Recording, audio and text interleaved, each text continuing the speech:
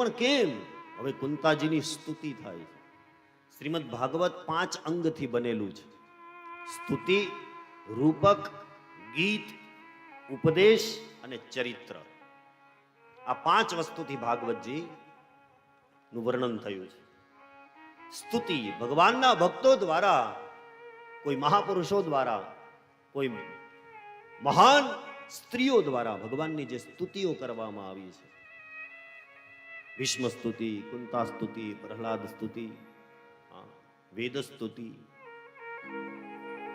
ભગવાનના ગુણાનુવાદનું કીર્તન, સ્તુતિ, ચરિત્ર, ભગવાનના ભક્તો અને ભગવાન દ્વારા જે કંઈ પણ કર્મો થયા એનું વર્ણન, એ ચરિત્રનું વર્ણન.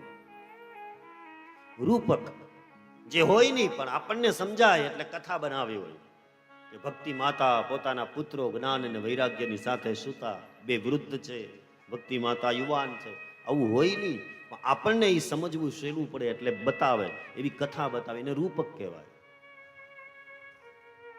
ઉપદેશ જીવનને સરળ બનાવવા માટે અને જીવનના સાચા જ્ઞાનને મેળવવા માટે આપેલા સૂત્રો, એનો ઉપદેશ કહેવાય. અને ગીત, ભાગવતના 5 ગીત તો મુખ્ય છે.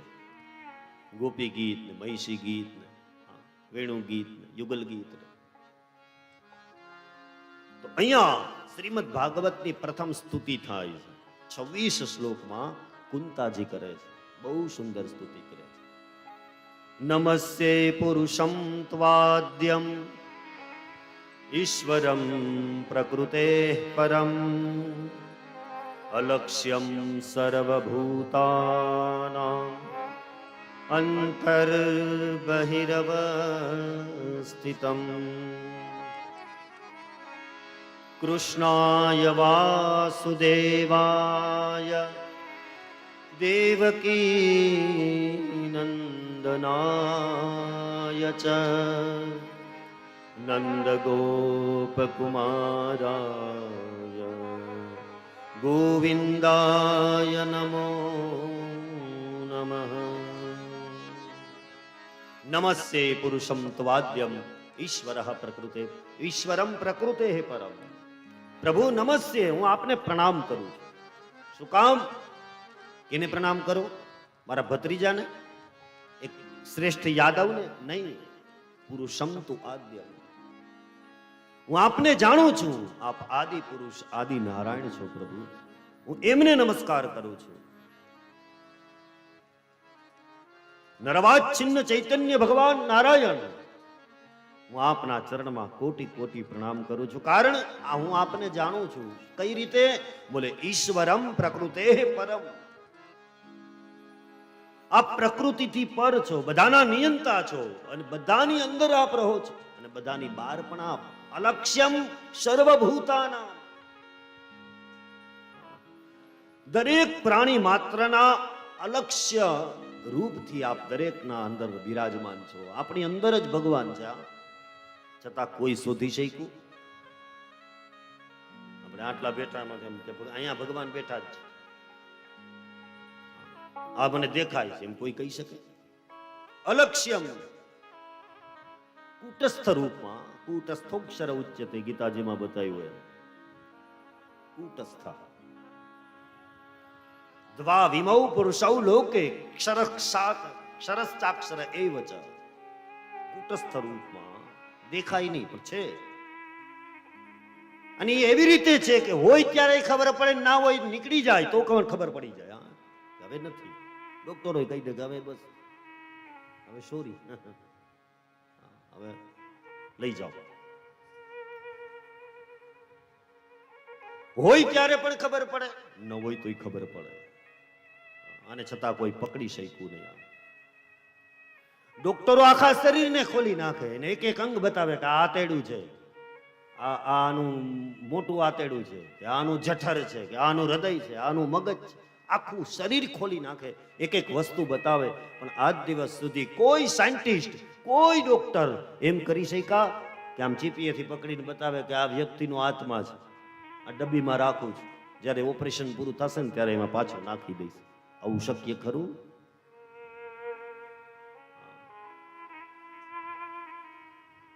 તાકાત નહીં કોઈની.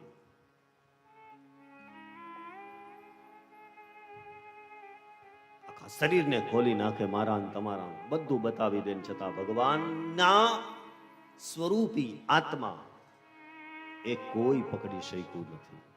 પ્રયોગો થાય વિદેશોમાં, આ થાય છે શું, મરતા સમયે પરિવારની રજા લઈને એક વૃદ્ધ બાપાને પૂરી દીધા ઓલા કાચની પેટીમાં, હજારો કેમેરા એના ઉપર આવો, મરે તો થાય હોય કેવી રીતે એને પકડી લેવો, આત્માને પકડીને બીજામાં નાખવું, ત્યાં હાલે.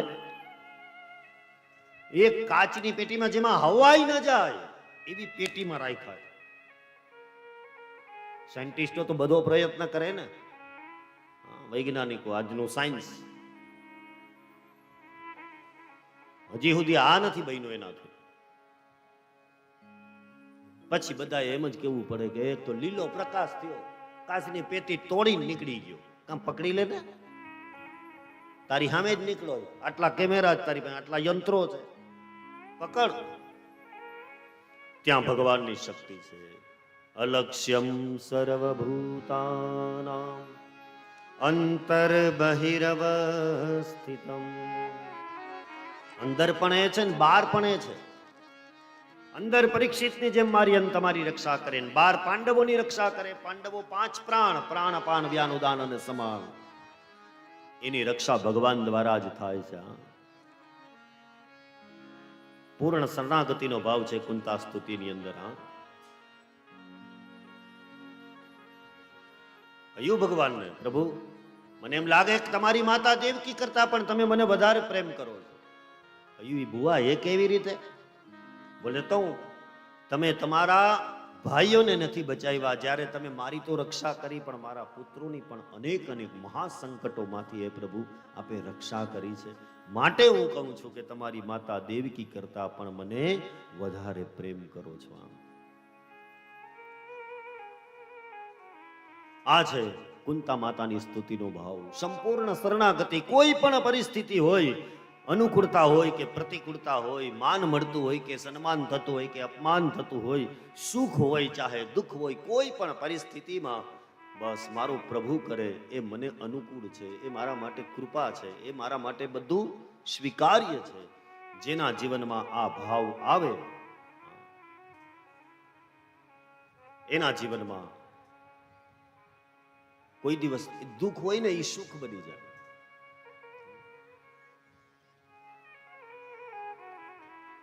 ભગવાનને કીધું કુંતાજીએ, પ્રભુ તમારી કોઈ સ્તુતિ કરે કે કોઈ તપ કરે કે તો તમે પ્રસન્ન થાઓ, તો પછી એને એમ કહો કે વરદાન માગો, શું આપું? તો તમારી સ્તુતિ આજ મેં કરી તો મને વરદાન નહીં આપો? ભલે બુઆ અત્યાર સુધી જે કંઈ પણ કર્યું એ બધું મારું કર્તવ્ય હતું, અને છતાં પણ તમારે કંઈ પણ જોતું હોય તો હું તમારાથી પ્રસન્ન છું. બોલો હું તમારી માટે શું કરું, હું તમને શું આપું?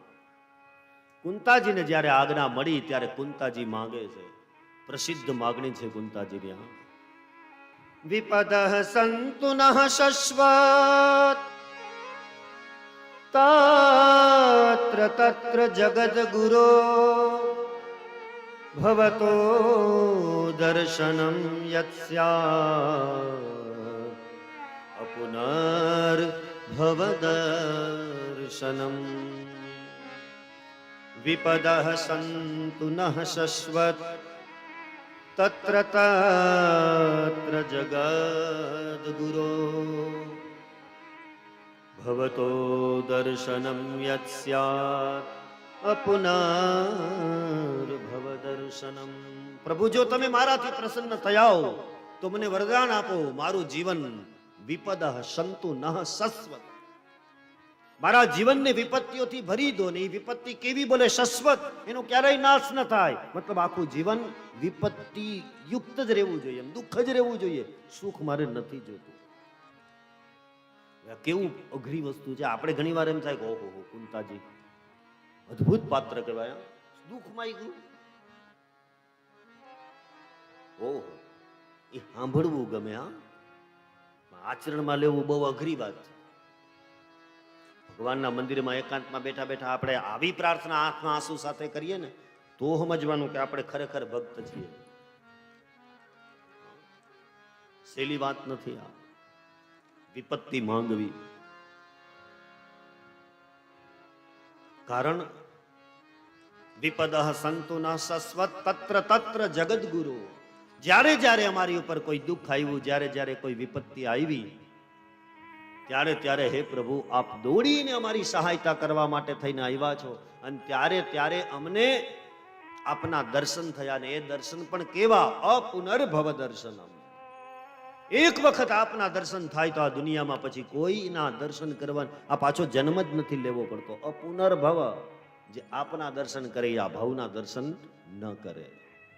પણ કુંતાજીએ દર્શન કર્યા એ રીતે કરે, નહીતર દર્શન તો દુર્યોધને કર્યા હતા. કુંતાજી કરે એ રીતે દર્શન કરે તો એ અપુનર્ભવ દર્શન. એટલે ભગવાનની પાસે ગમે ત્યારે માણસ પ્રાર્થના કરે તો એમ ના કરવી કે હે પ્રભુ અમને આ દુઃખ માંથી છોડાવી લો, હવે અમને આ દુઃખ ના આપો, અમને આમ કરો ને અમને તેમ કરો, એવું કોઈ દિવસ ના કહેવું. પણ ભગવાનની પાસે પ્રાર્થના કરવી તો આ કરવી. મુશ્કેલી વગરનું જીવન છે ને વાલા, એ જીવન તો પશુનું જીવન છે. મુશ્કેલી તો હોવી જ જોઈએ જીવનમાં, એને જ જીવન કહેવાય. મુશ્કેલી વગરનું જીવન જીવન જ નથી. એટલે મુશ્કેલી વગરનું જીવન મેળવવા કરતા ભગવાનને એવી પ્રાર્થના કરવી કે દરેક મુશ્કેલીને પહોંચી વળવાની શક્તિ, એની સમજ, એની તાકાત અમને મળે એવી કૃપા કરજો. તારી પાસે જેટલા દુઃખ હોય બધા અમને દઈ દે મારા પ્રભુ, તારી પાસે કોઈ દુઃખ ન રાખ, એ બધું મારું, પણ એ બધાને પહોંચી વળવાની શક્તિ બને આપ. અને આવા ભક્તોય થયા છે. સુદામા આવા જ. આપણે એમ કહીએ સુદામાએ છુપાઈને ચણા ખાધા ને એટલે દરિદ્ર થઈ ગયા. નહીં, એ ચણા જો કૃષ્ણ ખાઈ જાત તો કૃષ્ણ મહાદરિદ્ર થઈ જાત. અને સુદામાએ વિચાર કર્યો જો આ ચણા મારો મિત્ર ખાશે તો એ જગતનો બાપ છે, એ શ્રી લક્ષ્મીનો પતિ છે, અને એ દરિદ્ર થશે તો આખું બ્રહ્માંડ દરિદ્ર થઈ જશે. એટલે આ ચણા હું કૃષ્ણને કોઈ પણ ભોગે ખાવા નહીં જ આપું. આ સુદામાની વ્યાખ્યા છે.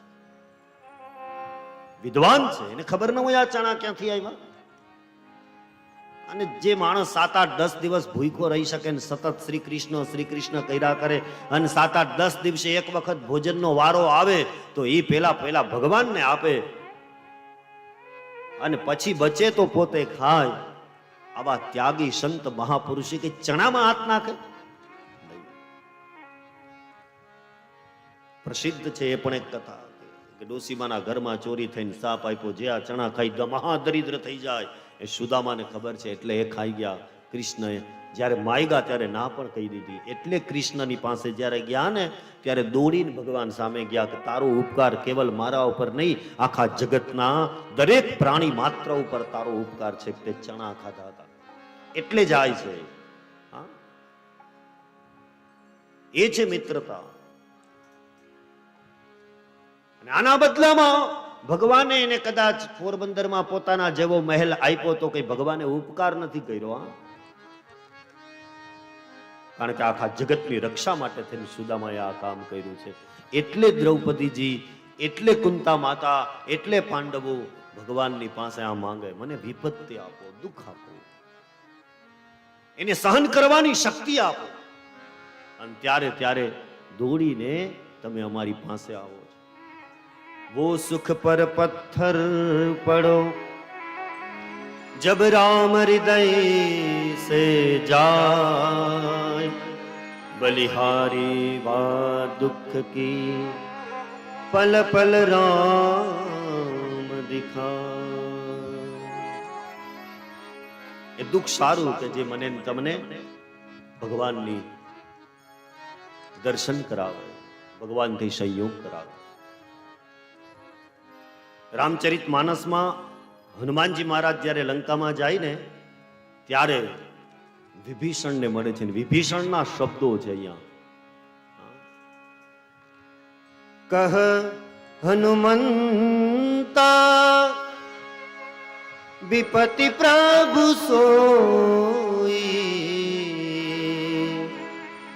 જબ તાવ સુમિરન ભજન ન હોય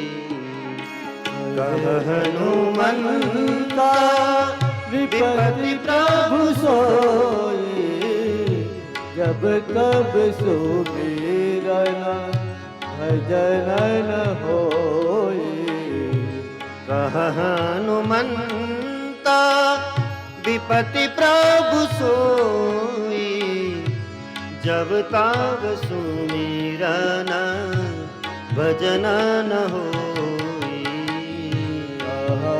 हनुमंता विपत्ति प्रभु सोई, जब तब सुमिरन भजन न होई।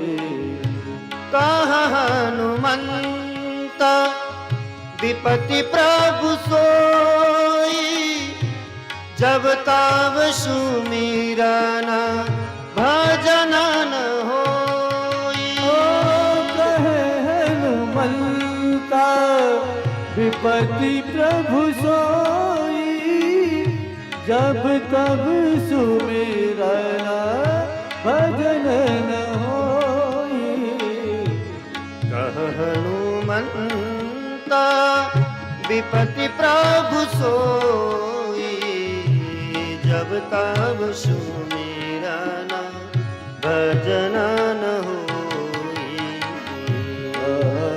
हनुमंता विपत्ति प्रभु सोई, जब तब सुमिरन भजन न होई। जिसको हम संपत्ति मान रहे हैं, हकीकत में वह संपत्ति नहीं, और जिसको हम और आप दुख मान रहे हैं, विपत्ति मान रहे हैं, हकीकत में वह विपत्ति नहीं है। क्या है संपत्ति और विपत्ति, क्या है सुख और दुख, उसका वर्णन વિભીષણ રાક્ષસ માતા દ્વારા પ્રગટ થયેલા રાક્ષસોની વચ્ચે રહે, એક જ વ્યક્તિ લંકામાં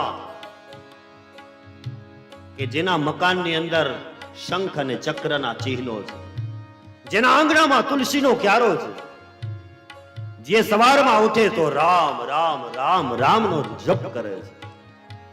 રાક્ષસોની વચમાં રહીને 32 દાંતની વચ્ચે જેમ જીભ રહે, એવી રીતે ફરતી બાજુ રાક્ષસોને વચમાં વિભીષણ છે.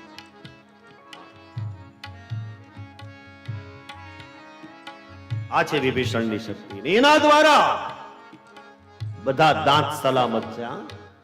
જીભ દ્વારા કદાચ 32 જણા ભેગા થઈને એમ કે છાનો મનો રહેજે, નહીતર એક બટકું ભરી તું કાપી નાખીશ.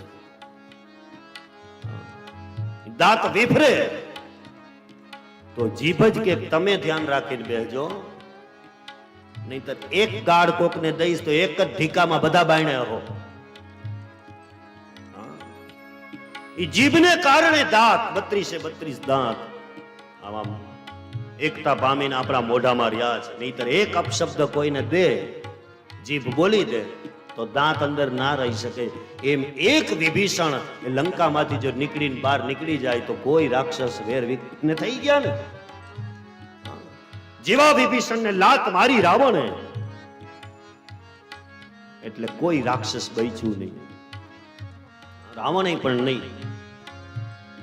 એક વ્યક્તિના પુણ્યથી આખી લંકા સુખી છે. અને એ વિભીષણ બોલે વિપત્તિ કેને કહેવાય, જબ તબ સુમિરન ભજન ન હોય. જ્યારે ભગવાનના નામનું ભજન ન થાય, આ દુનિયાની મોટા મોટી વિપત્તિ છે. કહ હનુમંતા વિપત્તિ પ્રભુ સોઈ, જબ તબ સુમિરન ભજન ન હોઈ. હનુમંતા વિપત્તિ પ્રભુ સોઈ, જબ તબ સુમિરન ભજન ન હોઈ. આજ વાત સંસ્કૃત સાહિત્યમાં બતાવી. વિપદો નૈવ વિપદઃ સંપદો નૈવ સંપદઃ, વિપદ વિસ્મરણં વિષ્ણો સંપન્નારાયણઃ સ્મૃતિ. વિપદો નૈવ વિપદઃ, વિપદો નૈવ વિપદઃ, વિપત્તિ વિપત્તિ નથી, અને સંપદો નૈવ સંપદા, સંપત્તિ એ સંપત્તિ નથી. કેને કહેવાય વિપત્તિ અને સંપત્તિ? બોલે વિપદ વિસ્મરણમ વિષ્ણુ, ભગવાનના નામનું વિસ્મરણ થાય આજ મોટામાં મોટું દુઃખ. અને સંપન્ન નારાયણ સ્મૃતિ, ભગવાનને યાદ કરીએ આ દુનિયાની મોટામાં મોટી સંપત્તિ છે, એ મોટામાં મોટું સુખ છે. હનુમંત વિપતિ પ્રભુ સોઈ, જબ તબ સુમિરન ભજન ન હોઈ. ओ कहे हनुमंता विपति प्रभु सोई, जब तब सुमिरन भजन न होई. कह हनुमंत विपति प्रभु सोई, जब तब सुमिरन भजन न होई. ओ कहे हनुमंता विपति प्रभु सोई, जब तब सुमिरन भजन न होई. कह हनुमंत विपति प्रभु सोई, जब तब सुमिरन भजन न होई.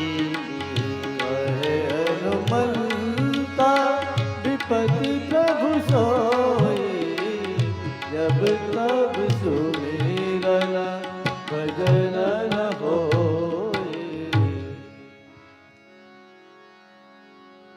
કુંતાજીએ સુંદર સ્તુતિ કરી. વિપત્તિ એવું સુખ શું કામનું કે જે મને અને તમને ભગવાનથી દૂર કરે. એના કરતા તો દુઃખ. પ્રવીણ દેસાઈ નામના કોઈ કવિ થયા, એને બહુ સુંદર લખ્યું. સુખ આવે ને વિસરું તને, દુઃખોમાં હું યાદ કરું. સુખ આવે ને વિસરું તને, દુઃખોમાં હું યાદ કરું. ભગવાનનો અર્થ શું? ભગવાનને માણસ ક્યારે યાદ કરે? ટ્રેનમાં સંકટ સમયે ખેંચવાની હાકડ હોય, કઈક અકસ્માત થાય, કઈ આગ લાગે, આમ તેમ, તો એ હાકડ ખેંચવાની, તો ટ્રેન ઊભી રહી જાય, માણસ બચી જાય. એમ ભગવાન પણ આપણે ટ્રેનમાં જેમ સંકટ સમયની હાકડ છે ને એવા બનાવી દીધા. દુઃખ પડે ત્યારે જ એમ, બાકી બોલાવાય નહીં. આપણે સવારે વાત ના કરી, કૂતા પિતૃને જગાડાય નહીં. આપણે આ 13-14 ને અમાસ આવે ને ત્યારે આ ચૈત્ર મહિનામાં અને શ્રાવણ મહિનામાં ને બધા પાણી રેડવા જાય, પીપળે જાય ને. ઘણા અહીંયા કદાચ જાતા હોય, જાતા જ હોય, પીપળે પાણી પીઓ પીઓ, પિતૃને પીવડાવે. અને સારી વાત છે, એમાં કઈ ખોટું નથી. પણ એક વિચાર કરો કે એ પાણી રેડતા હોય અને અંદરથી પિતૃનો હાથ આવે અને આપણો હાથમાં લોટો હોય ત્રાંબાનો સુંદર તુલસી પત્ર વાળો, એ હાથ આપણો પકડી લે અને પછી એમ કે પેલા 5000 અહીંયા મૂક, પછી આ પાણી રેડજે. તો આપણે રેડીએ બીજી વાર જાય?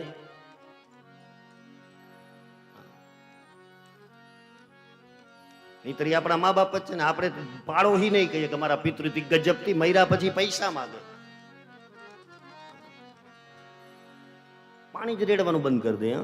મફત છે એટલે જઈએ. અને નરી વાસ્તવિકતા છે વાલા,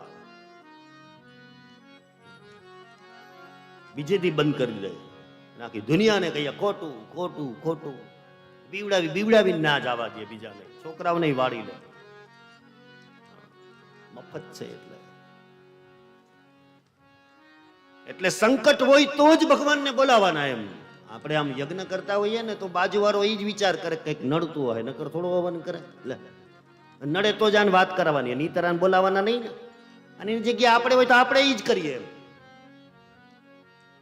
નડે તો જ બોલાવાના, એમ નહીતર યજ્ઞ થાય જ નહીં. એટલે સંકટ સમયની ખેંચવાની હાકડ બનાવ્યા છે બેન તમે ભગવાનને. હવન કરીએ એટલે આજ મનમાં નક્કી થાય. હકીકતે એમ નથી. અવિનાશી પરમાત્માને પ્રાપ્ત કરવા માટે યજ્ઞ પદ્ધતિ આપણા શાસ્ત્રોમાં વર્ણિત છે. એટલે યજ્ઞ કરવાના છે. સુખમાં અને દુઃખમાં પ્રવીણ દેસાઈએ કેટલું મુશ્કેલી એ જ્યારે પડે, મુશ્કેલી એ જ્યારે પડે ત્યારે તને યાદ કરું. મુશ્કેલી જ્યારે પડે ત્યારે તને યાદ કરું. મૂડી થાય જ્યારે બે પૈસાની, મૂડી થઈ જ્યારે બે પૈસાની, બની જાઉં તો બહુ અભિમાની. બની જાઉં તો બહુ અભિમાની. થોડાક પૈસા વધી જાય તો કોઈની જરૂર નથી. વાતો કરીએ એટલે આપણે એમ કહીએ કે ભગવાનની કૃપા, ભગવાને બધું આપ્યું છે, બાકી કઈ મોહ નથી ને વાતું. એટલે હનુમાનજીની વાત યાદ કરાવું. રાત્રિના પ્રવેશ કરે લંકામાં, એકાંતમાં હું તમે શું કરીએ આપણા મનને પૂછવાનું. ભગવાન નહીં છેતરાય, દુનિયા છેતરાય છે. મૂડી થાય જ્યારે બે પૈસાની, બની જાઉં તો બહુ અભિમાની. પણ ક્યારે યાદ કરીએ? હું જ્યારે ખાવાના એ સાંસા પડે, હું જ્યારે ખાવાના એ સાંસા પડે ત્યારે તને યાદ કરું. જ્યારે ખાવાના સાસા પડે ત્યારે તને યાદ કરું. સુખ આવે ને વિસરું તને, દુઃખોમાં હું યાદ કરું. સુખ આવે ને વિસરું તને, દુઃખોમાં હું યાદ કરું. તો એવું સુખ શું કામનું જે મને ને તમને ભગવાનથી દૂર કરે. એટલે કુંતાજીએ વિપત્તિ માંગી છે. કારણ ઉત્તમ કુળમાં જન્મ, કુંતા માતા જ કહે છે, ઐશ્વર્ય વિદ્યા સંપત્તિ આના અભિમાનમાં માણસ નામ નથી લઈ શકતો. જન્મૈશ્વર્ય શ્રુતિ વિહી શ્રુત શ્રી વિહી એધ માન મદઃ પુમાન. આના મદથી આના માનથી માણસ ભગવાનથી દૂર થાય. વિપત્તિ માગી, ભગવાન